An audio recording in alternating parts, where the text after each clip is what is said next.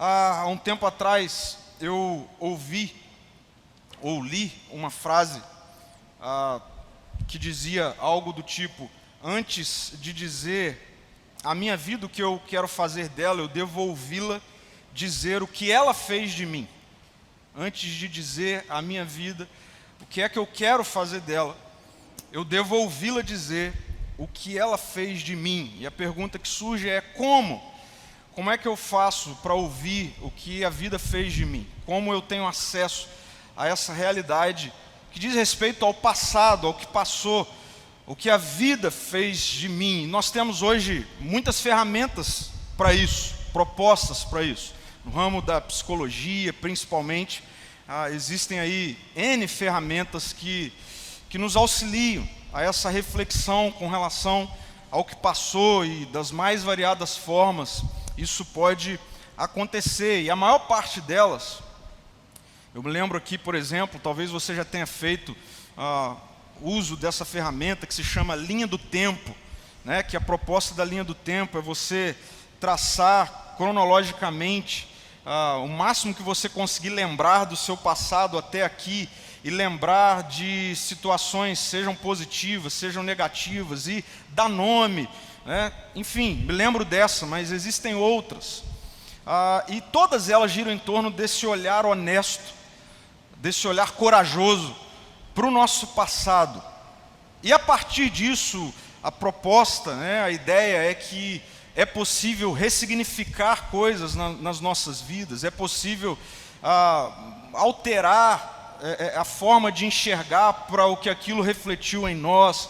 São ferramentas bem interessantes e que, sim, contribuem para muitos processos, né, de transformação. Mas eu diria que limitar a transformação, o ressignificado das nossas vidas no que diz respeito a daqui para frente, a simplesmente um olhar para essas ferramentas e uma ênfase muito antropocêntrica, ou seja, precisa partir de mim, eu conseguir me virar com isso que eu descobri de mim mesmo, ou refletir acerca de mim mesmo. Muitas vezes eu tenho visto que aquilo que nós chamamos de cura, na verdade é amargura. E deixa eu exemplificar para você. Muitas pessoas sofreram com relacionamentos no passado, e quando elas têm acesso, por exemplo, a uma ferramenta como essa, elas descobrem isso pontualmente na sua vida e tudo mais. E a maneira muitas vezes de ressignificar isso, de curar isso, é: daqui para frente eu não confio mais em ninguém. Então veja, a gente não está falando de amadurecimento, a gente está falando de amargura.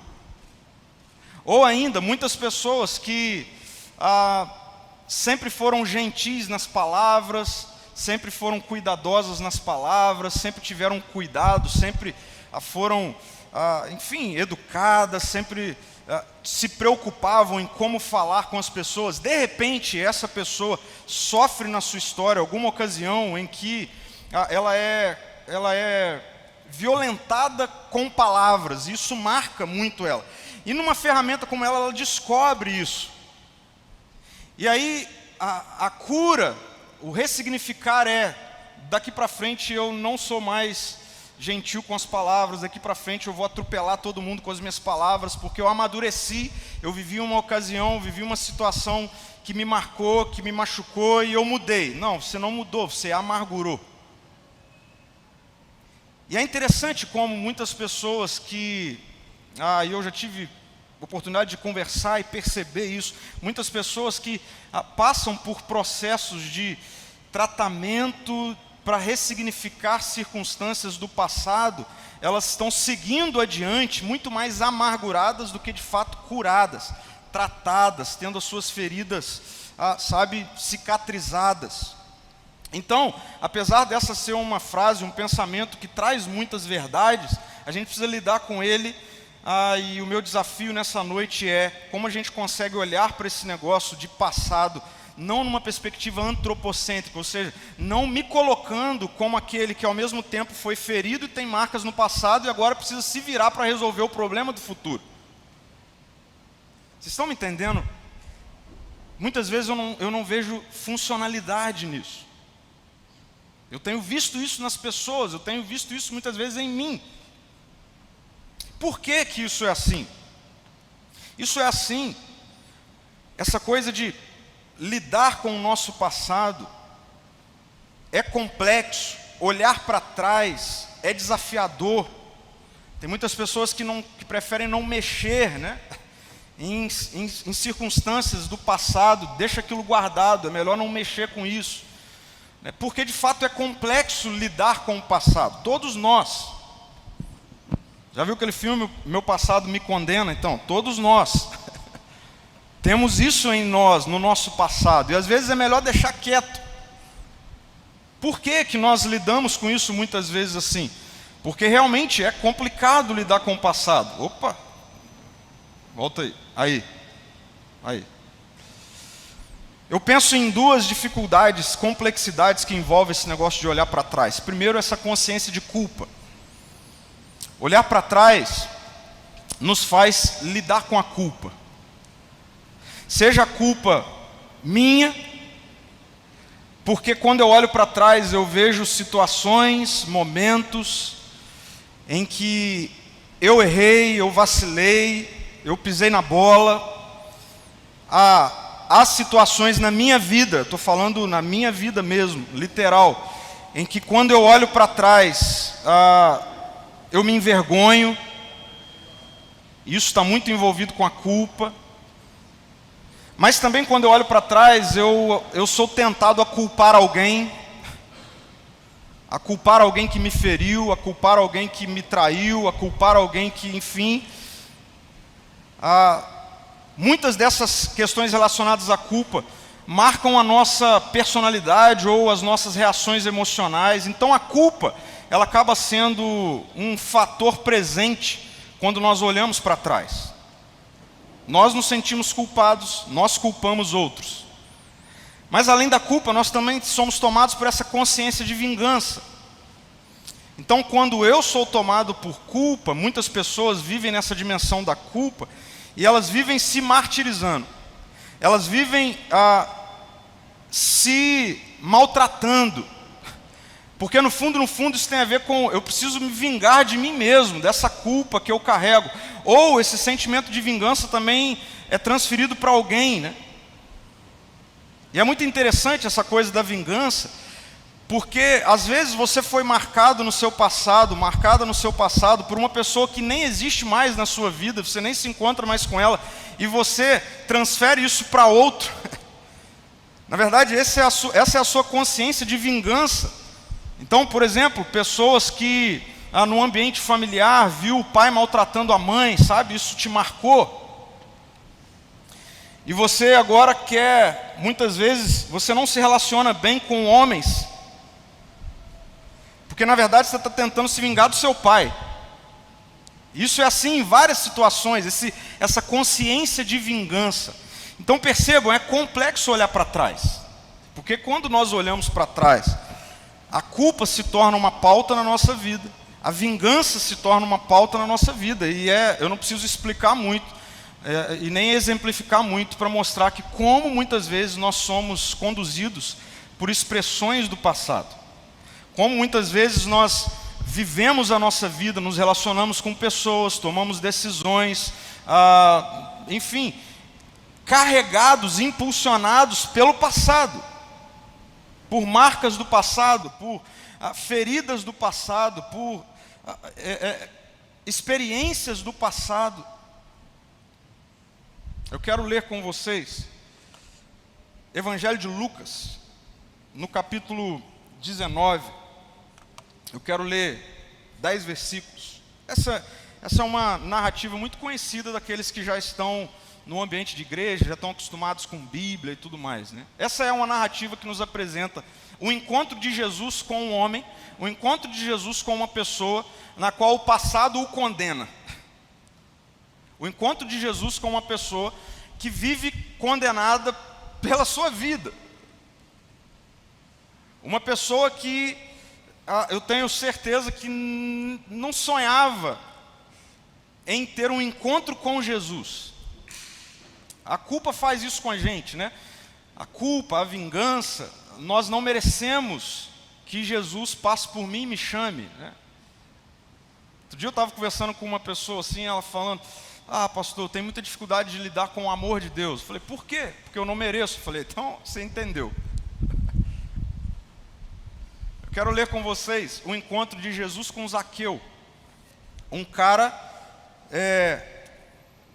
odiado pela sociedade, um cara de uma vida completamente condenável, ok? E Jesus passa por essa pessoa. Eu acredito que muito do que acontece nesse encontro de Jesus com Zaqueu tem relação direta com essa maneira com a qual nós devemos lidar com a nossa vida daqui para frente. Quando Jesus encontra com Zaqueu, Jesus está querendo que Zaqueu comece a viver a vida dele daquele momento em diante. Vamos ler Lucas 19, do 1 ao 10, diz assim: Jesus entrou em Jericó e atravessava a cidade. Havia ali um homem rico chamado Zaqueu, chefe dos cobradores de impostos. Ele tentava ver Jesus, mas era baixo demais e não conseguia olhar por cima da multidão. Por isso, correu adiante e subiu numa figueira brava, no caminho por onde Jesus passaria. Quando Jesus chegou ali, olhou para cima e disse: Zaqueu, desça depressa. Hoje devo hospedar-me em sua casa. Sem demora, Zaqueu desceu e com alegria recebeu Jesus em sua casa. Ao ver isso, o povo começou a se queixar. Ele foi se hospedar na casa de um pecador. Jesus foi se hospedar na casa de um homem de passado condenável. Mais do que passado, de estilo de vida, presente condenável. Versículo 8 diz: enquanto isso, Zaqueu se levantou e disse: Senhor, darei metade das minhas riquezas aos pobres. E se explorei alguém na cobrança de impostos, devolverei 4 vezes mais. E Jesus respondeu: hoje chegou a salvação a esta casa, pois esse homem também é filho de Abraão. Pois esse homem, de vida condenável, também faz parte da promessa que Deus faz a Abraão, de que por meio do que aconteceria a partir de Abraão, todas as pessoas da terra seriam abençoadas. Versículo 10 diz: porque o Filho do Homem veio buscar e salvar os perdidos. Olha só que interessante. Quem Zaqueu era, não assustou Jesus. Quem Zaqueu era, não assustava Jesus. Agora, quem Zaqueu era? Zaqueu era não apenas um cobrador de impostos, ele era o chefe da máfia. Aqueles que cobravam impostos eram vistos como pessoas que faziam isso de uma forma a usurpar da sociedade, a violentar a sociedade, a se aproveitar. Naquela época, só naquela época, existiam pessoas corruptas que usavam daquela ocupação de serem os coletores de impostos, não apenas para coletar o necessário, mas além do necessário. E vocês vejam os detalhes do texto: havia naquela cidade um homem rico chamado Zaqueu. Muito provavelmente, se não fatalmente, certamente, Zaqueu era rico porque ele roubava, porque ele era desonesto. E Jesus não tem medo desse cara. Na verdade, Jesus se convida para ir para a casa dele. Ele fala: Zaqueu, eu vou para sua casa. Hoje eu quero ficar com você. Hoje eu quero ter um tempo com você. Olha só, gente. Jesus não tem medo do seu passado. Jesus não tem medo do que a vida fez com você ou do que você fez com a sua vida. Jesus não tem medo. Jesus não tem alergia a você por situações que você viveu no seu passado, seja ela qual for. Talvez você olhe e fale assim: cara, você não sabe o que eu já fiz, você não sabe o que eu já vivi, você não sabe o que já me fizeram. Eu falo: é verdade, eu não sei, mas Jesus sabe, e Ele não tem medo de ir para sua casa, de andar com você, de estar com você, de se relacionar com você. Esse é Jesus. Aliás, Jesus prefere andar com pessoas de passado condenável do que de andar com pessoas de uma pseudo-santidade, moralismo, perfeição. Jesus disse, o texto diz, versículo 10, porque o Filho do Homem veio para salvar aquele que está perdido. Então eu quero começar assim, fazendo todos nós baixarmos as nossas guardas. É muito bom saber que Jesus não tem alergia ao meu passado. Jesus não tem medo do meu passado. Jesus não corre do meu passado. Jesus, Ele me chama para ir à mesa com Ele, assim. Eu, do jeito que eu sou, do jeito que eu estou, do que eu já fiz. Jesus faz isso com você. Aliás, você está aqui hoje porque Jesus quer achar, salvar, redimir, curar homens e mulheres de passado condenável. Isso é fantástico. Não existe melhor notícia do que essa.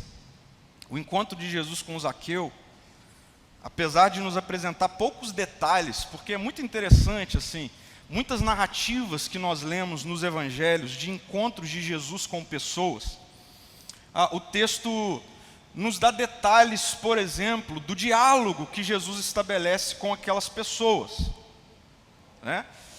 Agora, nesse texto aqui não, nesse texto aqui a gente tem Jesus se convidando, falando para Zaqueu, cara, desce daí, eu vou para sua casa. Aí a gente tem essa expressão de pessoas que se acham boas e dignas de estarem com Jesus, e elas se assustam porque Jesus, ao invés de ir para a casa delas, Jesus prefere ir para a casa desse homem que todo mundo odiava, desse homem condenável. E aí a gente tem isso, assim, Jesus chama o cara, eu vou para sua casa, mas como é que pode Jesus ir para a casa desse homem? E aí a gente já tem o desfecho do momento que aconteceu lá com Jesus e Zaqueu. A gente não sabe o que Jesus falou com Zaqueu. Eu gosto de perceber que a gente não precisa saber, às vezes, o que Jesus fala, porque a presença dele transforma. Isso é fantástico, sabe? A gente gosta muito de barulho, às vezes Jesus não quer falar, Ele só quer dar a você a presença dele. Ele quer estar no mesmo ambiente que você está. E essa de Jesus, o Evangelho está ambientalizando, tem poder para salvar. E é o que está acontecendo aqui com Zaqueu. Gente, olha só. Recomeçar em Jesus muda tudo. Recomeçar em Jesus muda tudo. Sabe por que recomeçar em Jesus muda tudo? Porque muda as nossas perspectivas. Recomeçar em Jesus muda tudo, porque muda as nossas perspectivas. Mais uma vez, quem me conhece mais de perto sabe, eu gosto muito de estudar, assim, de procurar saber, eu sou um curioso de tudo que envolve mente. Então, seja psicologia, psicanálise, psiquiatria, eu adoro ler, eu compro livros sobre isso, eu gosto de estudar a mente. Então, eu sou o primeiro a dizer que é necessário, Jesus está levantando na nossa geração psicólogos, psicólogas, psiquiatras, psicanalistas, cheios da vida dele, para serem instrumentos de cura, de transformação de mente, ok? Mas por isso que eu gosto de pontuar, que eu acredito em tudo isso no ambiente do Evangelho. Fora do ambiente do Evangelho tem um teto. No ambiente do Evangelho, a cura, a transformação da mente é assim, não tem teto. Pessoas são radicalmente transformadas. Por quê? Porque recomeçar em Jesus, no Evangelho, muda tudo, é diferente, porque muda as nossas perspectivas. Eu quero explicar isso que eu afirmo ali. Jesus nos faz olhar para a eternidade, não para o passado. Deixa eu explicar isso. Jesus nos faz olhar para a eternidade e não para o passado. Nós nos acostumamos com a ideia de ouvir e entender eternidade como futuro. E isso, gente, confunde tudo.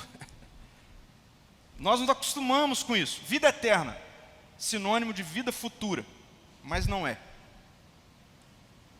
Vida eterna, preste atenção nisso, vida eterna é vida fora da nossa ordem cronológica. Isso é eterno. Eterno não se sabe onde inicia, onde é o meio e onde é o fim. Por isso a Bíblia vai dizer, por exemplo, que Deus que vive numa perspectiva de eternidade, para Ele um dia é como 1000. Então, nós precisamos compreender, e eu quero que vocês prestem atenção nisso, compreendam isso que eu estou falando, de que a maneira de redimir, a maneira de nos colocar mediante uma posição de recomeço, que Jesus, o Evangelho, estabelece, não é nos fazendo olhar para trás, é nos fazendo olhar para a eternidade.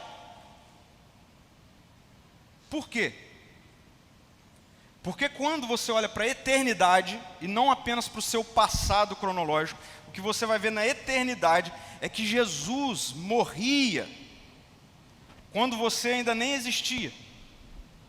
E sabe por que Jesus morria? Para que o seu passado não te condenasse mais. Isso é maravilhoso porque quando então em Jesus, mediante o Evangelho, quando a graça me alcança, me acolhe, e Deus diz assim: Pedro, você não precisa ficar olhando para trás, você precisa olhar para a eternidade, porque quando você olha para a eternidade, você vai ver que o meu amor te alcançou, te curou, quando você ainda nem existia, quando você ainda nem havia sido fraturado, quando você ainda não havia pecado, quando você ainda não tinha culpa sobre nada, eu já estava colocando o meu filho numa cruz, para estabelecer um perdão eterno, genuíno, uma cura total sobre você. Por isso, o impacto do Evangelho no meu passado e no seu passado precisa ir para a eternidade, não para a cronologia dos fatos. Por isso a Bíblia vai dizer que quando todas as coisas existiram, a Bíblia vai dizer que o Cordeiro de Deus foi morto antes da fundação do mundo. Essa é uma expressão de eternidade, de kairos, de tempo de Deus, não do nosso tempo. Jesus, antes da fundação desse tempo cronológico, já havia estabelecido essa posição de perdão, de salvação, de redenção para os meus pecados, para as minhas marcas, para os meus machucados e para os seus também. Por isso a nossa mente tenta ser condicionada, a gente ficar olhando para trás, a gente ficar remoendo aquilo que aconteceu. E nessa noite Jesus quer que você entenda que Ele já havia resolvido o problema do nosso passado antes da gente nascer, numa cruz. E isso precisa nos levar a um recomeço diferente. É nessa nova perspectiva. Se você quer encaixar cronologicamente o seu passado, não contabilize desde os seus 20 e poucos anos, ou 30 anos, ou 50, ou 60, ou 70 anos. Estica um pouquinho mais a corda, vai a 12 mil anos atrás, porque aí você vai ver cronologicamente Jesus morrendo para perdão dos seus e dos meus pecados, das nossas falhas, aquela morte que cura tudo, que transforma tudo. Por isso que Jesus não tem problema de andar com Zaqueu. Porque Jesus sabe assim, cara, eu já resolvi o problema de Zaqueu. Ele ainda não sabe, mas eu já resolvi. No meu Pai já está resolvido o problema de Zaqueu. Ele ainda não sabe, por isso que eu preciso andar com ele, eu preciso estar com ele. E é nessa nova perspectiva, de que eu não recomeço olhando para trás, eu recomeço olhando para a eternidade. É nessa perspectiva que nós podemos efetivamente vivermos uma nova vida daqui para frente. Uma nova vida daqui para frente. Olha só que interessante. Quando eu olho para o que Jesus faz aqui em Zaqueu, para o que Jesus faz com outros homens, mulheres, e a Bíblia nos mostra isso, eu realmente entendo que nós precisamos recomeçar sem olhar para trás. Sem olhar para trás. Porque toda vez que você fica olhando para trás, você é tomado de culpa, você é tomado desse desejo de se vingar, seja de você mesmo, seja de outro. Então, Jesus quer assim, você quer andar comigo, você entendeu. Então agora anda sem olhar para trás, daqui para frente.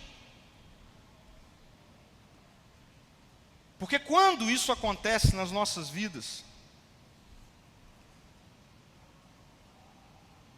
espera aí,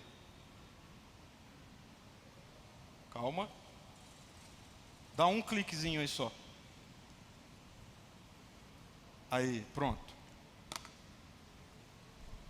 Gente, quando nós recomeçamos nessa nova perspectiva, olhando para a eternidade, não para o meu passado em si, sabe o que acontece? Nós somos livres das dores do nosso passado. É verdade que existem questões na minha vida e na sua vida com relação ao nosso passado, que todas as vezes que nós olhamos para aquilo dói. E dói mesmo, às vezes até dor física. Não só dor da alma, da emoção, mas dor física. Mas quando nós somos encontrados por Jesus, nessa dimensão muito ordinária desse encontro, quando Jesus passa por mim, por você, e nós não tínhamos a pretensão nenhuma, e Ele diz, eu vou estar onde você está. Eu vou para a sua casa, eu vou entrar na sua vida. Sabe? Isso tem um poder de nos libertar das dores do nosso passado. Mas não apenas nos liberta das dores do nosso passado, mas recomeçar sem olhar para trás, recomeçando em Jesus, recomeçando olhando para a eternidade, nos liberta das guerras do nosso passado. Muitos de nós não deslanchamos daqui para frente, porque a gente vive em guerra com o nosso passado. Nessa dimensão da vingança, a gente vive querendo, eu quero de alguma maneira, eu preciso resolver aquilo que não dá mais para resolver, acabou, passou, e a gente fica sendo corroído por guerras do passado, algo que nós fizemos, algo que fizeram com a gente, isso vai remoendo. Quando nós nos encontramos com Jesus, nós também somos livres das maldições do passado. Maldições do passado. Ser amaldiçoado, diferente daquilo que nós pensamos às vezes, é porque a gente, uma mente muito mística, né? A gente pensa em maldição como bruxaria. Não é isso que a Bíblia nos mostra. A Bíblia nos mostra que maldição está fora de Deus. Tudo que eu faço fora de Deus, tudo que eu faço por conta própria, tudo que eu faço a partir de mim mesmo, a Bíblia vai dizer que aquele que não está em Cristo está morto. Então, ou seja, maldição é viver a vida de maneira morta. Sabe? Não tem a ver com bruxaria, não tem a ver com alguém te amaldiçoar. Não, Zaqueu era um amaldiçoado, porque ele vivia a vida fora de Deus. E tudo que ele faz fora de Deus gera só morte. Mas quando Jesus encontra com ele, vai para a casa dele e tem um daqui para frente, Zaqueu é livre das maldições do passado. Nós somos livres das maldições do passado. Eu vou daqui a pouco entrar nesse assunto de maneira mais profunda, até para desenvolver algumas coisas que eu ouço muito presente na nossa cultura contemporânea religiosa sobre maldição hereditária, por exemplo. Eu quero colocar sobre isso aqui, que está dentro disso aqui. Então, quando Jesus se encontra com Zaqueu, Zaqueu é livre das dores do passado, Zaqueu se liberta das guerras do passado, Zaqueu é livre das maldições do passado, mesmo que o passado seja ontem na vida de Zaqueu. Pode ser que ontem Zaqueu ele fez coisas que o condenam, que o amaldiçoa, que causa guerra, que causa dor, seja nele, em outro, mas agora Jesus chegou. Jesus chegou. texto diz: a salvação chegou. Ele é livre. A partir daquele momento em diante, das dores, das guerras, das maldições, a salvação chegou em mim, chegou em você, agora, nesse tempo. Você é livre das dores do passado, você não está em guerra mais com o seu passado, você não é amaldiçoado, amaldiçoada mais pelo seu passado. Por quê? Isaías 53 nos mostra muito bem essa dimensão não cronológica da forma como Deus olha para todas as coisas. Se você lê Isaías 53, é um texto de profecia, é um texto que vai dizer, centenas de anos antes de fato acontecer a crucificação, cronologicamente, o que já havia acontecido com Jesus, eternamente. Por isso que se você lê Isaías 53, você vai ver que o texto ele está no tempo passado, mas ele ainda não tinha acontecido. Não tinha acontecido dentro do nosso cronos, mas na eternidade já. E o texto de Isaías 53, a partir do finalzinho do versículo 3 e diante, falando sobre o que aconteceu, mas ainda não tinha sido visto acontecer em Jesus, diz assim: demos as costas para ele, desviamos o olhar, ele foi desprezado e não nos importou.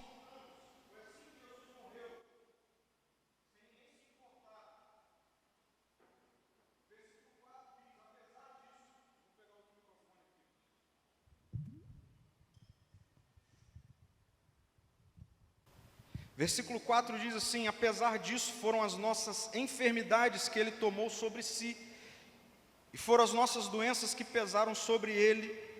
Pensamos que o seu sofrimento era castigo de Deus, castigo por sua culpa. Olha só o texto dizendo: nós pensamos que quando Jesus morria, ele morria como um castigo de Deus pela culpa dele. Mas o texto continua: mas ele foi ferido, ou seja, ele foi castigado pela nossa rebeldia, e esmagado por causa dos nossos pecados. Sofreu o castigo para que fôssemos restaurados, e recebeu açoites para que fôssemos curados. Eu gosto de uma outra versão que diz que o castigo que nos traz a paz estava sobre ele. E sobre as suas pisaduras nós fomos sarados. É isso que está acontecendo com Zaqueu. É por isso que Jesus não tem problema de estar onde Zaqueu está. E é isso que acontece comigo e com você. Independente do nosso passado, independente do que aconteceu para trás, quando Jesus estava sendo morto, isso na eternidade tinha a ver com essa questão de que o castigo era nosso, mas nós não fomos castigados, porque Jesus foi castigado no nosso lugar, e esse castigo em Jesus traz paz. Por isso nós não precisamos mais ter guerra com o nosso passado. O castigo que estava sobre Jesus, as feridas que estavam sendo colocadas em Jesus, nos curam. Por isso que nós não precisamos mais sofrer as dores do nosso passado. E aí, gente, quando nós temos esse encontro redentor com o Evangelho, com Jesus, de pessoas que agora não são mais presas às dores do passado, não estão mais em guerra com o passado, não estão mais presas por maldições do passado. O que acontece comigo e com você é que daqui para frente nós curamos. Daqui para frente nós curamos. No meu passado, eu fui machucado, eu sofri. Talvez essa seja a sua realidade. No seu passado você sofreu, e eu não estou aqui minimizando a sua dor, ok? Não estou minimizando o tamanho da sua dor, mas o que eu quero afirmar para você é que a dor que estava em Jesus é suficiente para trazer cura para a sua dor, e para fazer com que daqui para frente você cure.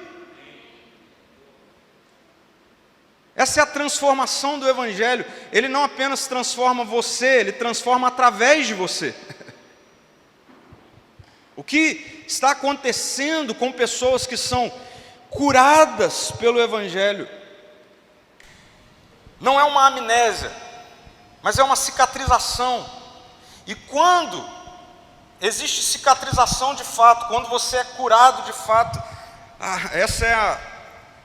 Esse é o ponto extraordinário do que acontece em pessoas que se encontram com Jesus efetivamente.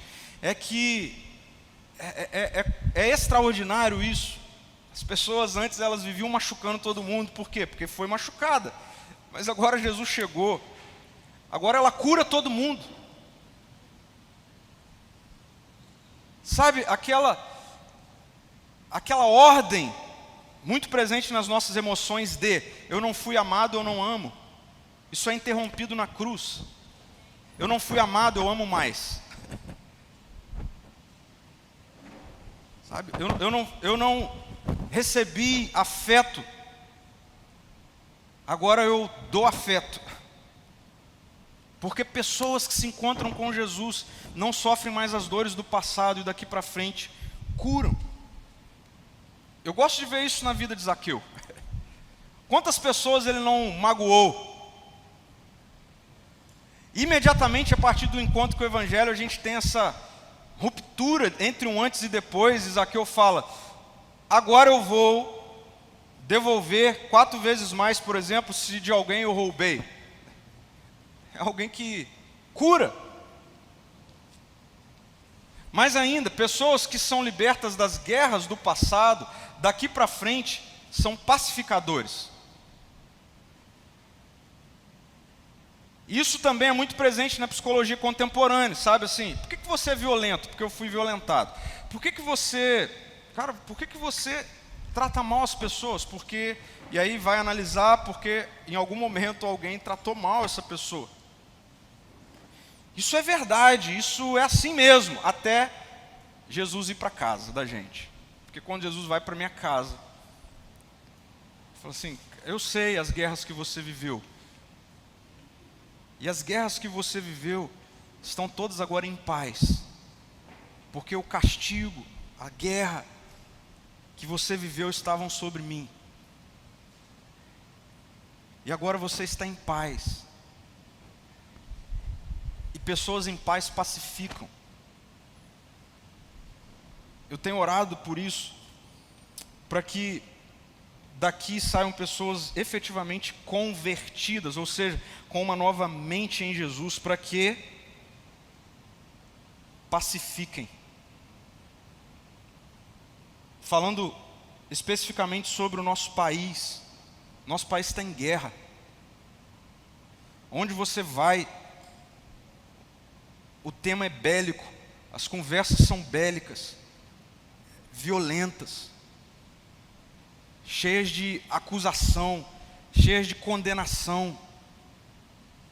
Não pode discípulos de Jesus participarem disso como se tivesse tudo normal. Ei, o castigo que nos traz a paz estava sobre ele. Nós agora não temos mais guerra com o nosso passado e nós pacificamos. Jesus vai dizer que bem-aventurados são os pacificadores. Onde você entra como um seguidor de Jesus, precisa chegar paz, precisa chegar calmaria. Está tudo em tempestade ao nosso redor e vai piorar. Eu tenho convicção que Jesus vai levantar discípulos pacificadores, pessoas que estão curadas com relação às guerras do passado, estão livres, e agora se entendem como esses que são pacificadores, que levam paz. E ainda, quando nós somos livres das maldições do passado, daqui para frente nós abençoamos. Por isso que Tiago vai dizer na sua carta, por exemplo, que é impossível alguém que tem um encontro com Jesus, com o Evangelho, dos seus lábios saírem palavras de maldição, ou seja, saírem palavras que ao invés de construir, destrói, ao invés de gerar vida, mata. Não tem como. Daqui para frente nós abençoamos. Eu falei que eu ia falar desse negócio de maldição hereditária. Eu não acredito nisso. Mas como assim? Eu não acredito nisso, porque eu olho para Jesus. A gente pode conversar sobre isso antes de Jesus. Mas o texto diz que, a Bíblia diz que se eu estou em Cristo, eu sou nova criatura. Deus diz: as coisas velhas passaram. surgiram coisas novas. Paulo vai dizer: já não sou eu quem vivo, mas é Cristo que vive em mim. Eu poderia citar outros textos que derruba essa ideia de que existe na sua vida uma maldição que é hereditária, que é passado desde os seus bisavós, avós, pais. Não é. Em nome de Jesus, você está em Cristo, estou em Cristo. Então você é novo, você é nova. Pode ter sido feito o que foi feito no passado. Você é uma nova criatura. Acreditar nisso é anular a morte de Cristo. É dizer que na morte de Cristo ela é insuficiente. E a morte de Cristo é suficiente para quando me encontrar, dizer para mim: Pedro, não olhe mais para o seu passado, olhe para a eternidade. Toda e qualquer maldição que estava sobre você, agora o que está sobre você são bênçãos. Você é abençoado. Paulo vai dizer em Efésios que em Cristo nós somos plenamente abençoados com toda sorte de bênção, é o que o texto diz. Por isso eu não gosto de dizer assim: Deus te abençoe. Por quê? Porque você é abençoado. Está em Cristo? Sou. Você é abençoado. Por exemplo, eu não gosto desse negócio assim, da gente ficar esperando sinais para ver se eu devo ir para a direita ou para a esquerda. Mas como assim? Eu acredito que o Espírito está em mim, eu sou filho. Eu tenho valores e princípios para tomar decisões, elas já estão em mim. Eu tomo a decisão, as mãos de Deus estão sobre mim, ela me abençoa. É assim que é a vida em Cristo. Você é abençoado, você é abençoada. Deus não é esse pai que ora tira a mão e outra hora põe a mão. Não, em Cristo a mão direita de Deus está sobre você em todo e qualquer momento. Você é abençoado, você é abençoada. Por isso daqui para frente, você abençoa. Onde você chega? Chega o reino. Chega as realidades do reino. Chega o fruto do Espírito. Onde você chega? Por quê? Porque você é abençoado, abençoada em Cristo. Não é você. A gente precisa entender que diante de Deus o que acontece com relação ao que Deus vê para a humanidade é representatividade. Deus vê Adão ou Jesus. Se você está fora de Cristo, você é esse ser humano que está fora de Deus, que anda fora de Deus, no qual o seu passado ainda vai e pode te condenar. Você viver preso dele agora. Se você está em Cristo, Deus olha para você e vê Jesus, vê Cristo, vê filho, vê filha. Filho e filha é abençoado. Então, e é o que eu vejo o Zaqueu fazer. Zaqueu sai daquele encontro com Jesus e abençoa. Antes ele amaldiçoava, agora ele abençoa. Antes, onde ele chegava, algo era tirado. Agora Zaqueu vai chegar e algo vai ser dado. Essa é a ordem. De pessoas que vivem sem olhar para trás, mas vivem a partir de Jesus. Estão livres das dores do passado, agora curam. Estão livres das guerras do passado, agora pacificam. Estão livres das maldições do passado, agora abençoam. Esse é o Evangelho. E esse é o impacto do Evangelho na minha vida e na sua vida. Eu não sei o que é que você está recomeçando ou começando, mas eu quero afirmar para você que no ambiente do Evangelho, no reino de Deus, a partir da vida de Jesus em você, a partir dessa convicção de que Jesus está em você, de que Ele foi para sua casa, independente do que estava no seu passado, você pode recomeçar assim, livre. Isso é chocante para muitas pessoas que ainda enxergam uma relação com Deus a partir da meritocracia, dessa coisa do merecimento, dessa coisa de que ainda há um monte de coisa para fazer para que eu me liberte das coisas do passado. Não, há uma decisão a ser tomada, é estar em Cristo e viver em Cristo daqui para frente. Eu li uma frase num dos livros que eu estou lendo, que eu queria trazer para a gente aqui, de um monge, enfim, do passado, chamado Thomas Merton, ele diz assim: um santo não é alguém bom, mas é alguém que experimenta a bondade de Deus. Olha só, naquele momento em que Zaqueu se encontrou com Jesus, naquele exato momento,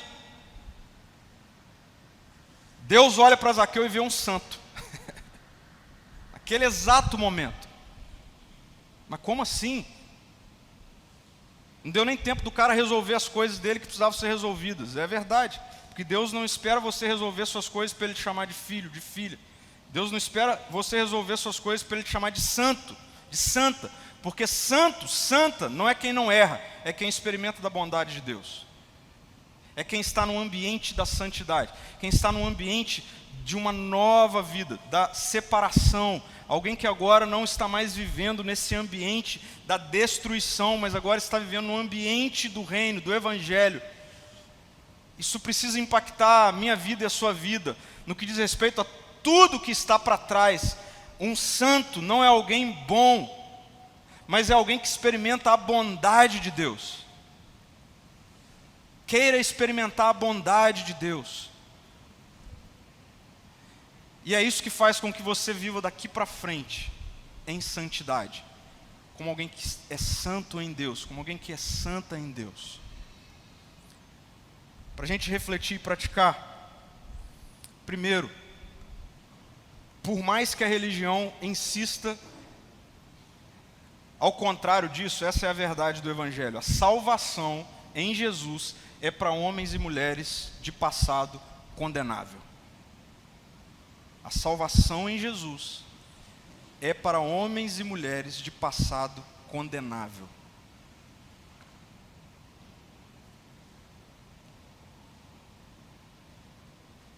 Sabe por que isso é assim?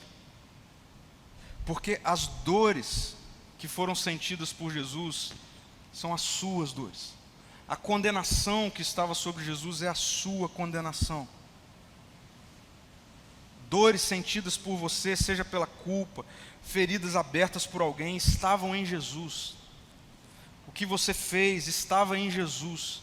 Por isso, a salvação em Jesus, essa realidade de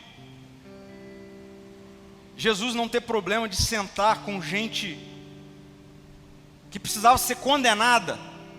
Zaqueu precisava ir para a cadeia.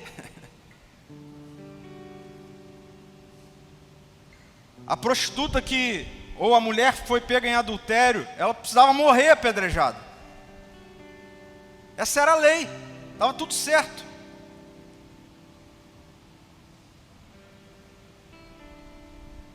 O leproso não podia ter chegado perto de Jesus. A lei dizia isso. Mas sabe o que isso me mostra? Quando eu olho para Jesus, para cada passo dele, para cada encontro dele, para cada jantar, ceia dele,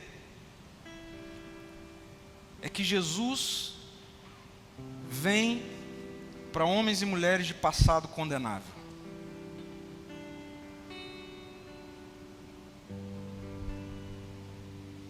E a gente precisa ser reativado na nossa mente com relação a isso. Porque a nossa mente deturpada pela religião tem nos feito realmente acreditar que Deus olha para mim e Ele me acha legal e por isso eu sou salvo por um monte de coisa que eu já fiz, porque eu faço isso e aquilo. Essa não poderia ser uma mentira mais mentirosa, que tem afastado muita gente. A gente está no nosso grupo de vida à mesa, de pessoas que estão chegando agora, a gente está estudando um livro do Tim Keller chamado Deus Pródigo. E nessa última semana a gente refletiu num capítulo que fala sobre o irmão mais novo, esse filho que sai, né? Que pede as coisas e vai, assim.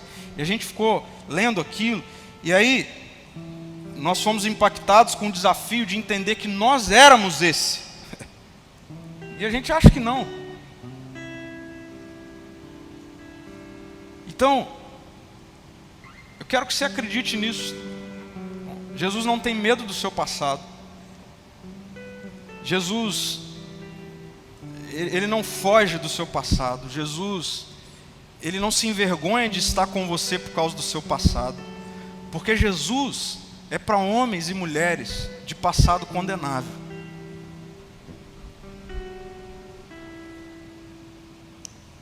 Para que a partir de Jesus, o daqui para frente seja novo. E é um novo que tem a ver com essa segunda reflexão que eu quero trazer para você. A salvação em Jesus é para um recomeço à luz da eternidade. Acho que não entrou ali, isso que eu quero dizer é isso. A salvação em Jesus é para um recomeço à luz da eternidade. À luz da eternidade. Se você recomeçar áreas da sua vida, insistindo em ficar olhando para trás, você vai recomeçar sempre a partir de você mesmo. O que Jesus quer é que você olhe para a eternidade e comece a luz da eternidade, ou recomece a luz da eternidade. Seja o seu casamento, seja o seu novo trabalho, seja a sua nova relação com a igreja. Recomece a luz da eternidade, não a luz de você, do seu passado. Para que haja essa ruptura de vida tão impactante como é de Zaqueu. É isso que Deus quer fazer com a gente, com você. Tem uma nova pessoa aí, que dá para viver de um novo jeito, que dá para pensar de forma diferente, que dá para agir de forma diferente, falar de forma diferente, tomar decisões de forma diferente. Agora, tudo à luz da eternidade. Você está em Cristo, você é novo, você é nova. As coisas velhas passaram. Eu quero orar por você, para que a gente seja tomado por essa consciência de que nós somos Zaqueus, de que nós somos estes assim que merecia condenação. De fato, o seu passado é muito ruim, o meu também. Mas o Evangelho nos alcançou. Jesus nos chamou para ir para casa. Jesus falou: eu vou entrar na sua vida. Eu vou começar a partir de agora estar nas suas refeições. Antes, sobre a sua mesa, o que tinha era dor, era mágoa, era maldade, era maldição. Agora o que está sobre a sua mesa é bondade, é cura, é restauração, novas coisas. Esse é o encontro de Jesus, e é pela graça. Lembre-se disso. Alguém que é santo não é alguém que não errou, que não erra, mas é alguém que é encontrado constantemente pela bondade de Deus. Feche seus olhos, eu quero orar por você. Jesus, muito obrigado, porque diante das vergonhas do nosso passado, diante das dores do nosso passado, diante da miséria do nosso passado, Senhor, eu olho para o meu passado. Quando eu olho para o meu passado, eu vejo tanta coisa que eu queria passar uma borracha por cima. Eu não queria ter vivido, não queria ter feito, eu não queria ter falado, não queria ter agido daquela forma. Senhor, quando eu olho para o meu passado, eu vejo que eu não poderia estar naquele lugar que eu estive. Se eu não estivesse lá, eu não teria sido ferido, magoado. E aí eu entro em pânico, Senhor, quando eu começo a pensar nisso tudo. Eu sei que isso acontece assim com muitos irmãos e irmãs que estão aqui nessa noite. Mas obrigado, Jesus. Obrigado porque o Senhor resolveu o meu passado na eternidade. Obrigado, Jesus, porque eu posso viver em paz daqui para frente. Em paz comigo, em paz com outros. Obrigado, Jesus, porque eu não preciso viver ferindo as pessoas no mesmo lugar em que me feriram. Obrigado, Jesus, porque eu não preciso. Em Jesus. Eu oro para que casamentos sejam recomeçados em Jesus. Eu oro para que relacionamentos entre pais e filhos sejam recomeçados em Jesus. Eu oro para que relacionamentos entre nós e a igreja sejam recomeçados em Jesus. À luz da eternidade. Obrigado pela sua maravilhosa graça, Senhor. Obrigado pelo seu infinito e eterno amor, que tomou o nosso lugar, que levou a nossa cruz. Obrigado, Senhor, pelo Evangelho que pacifica, porque Jesus guerreou no corpo dele as minhas guerras, porque Jesus foi ferido as minhas feridas, porque o castigo que nos traz paz estava sobre o Senhor. Eu oro por cura nessa noite, cura de emoções, uma nova vida a partir de hoje, radicalmente nova, como foi com Jesus e Zaqueu, radicalmente nova, porque o Senhor nos convidou para entrar na nossa casa quando ainda éramos condenáveis. Em nome de Jesus, amém, Deus.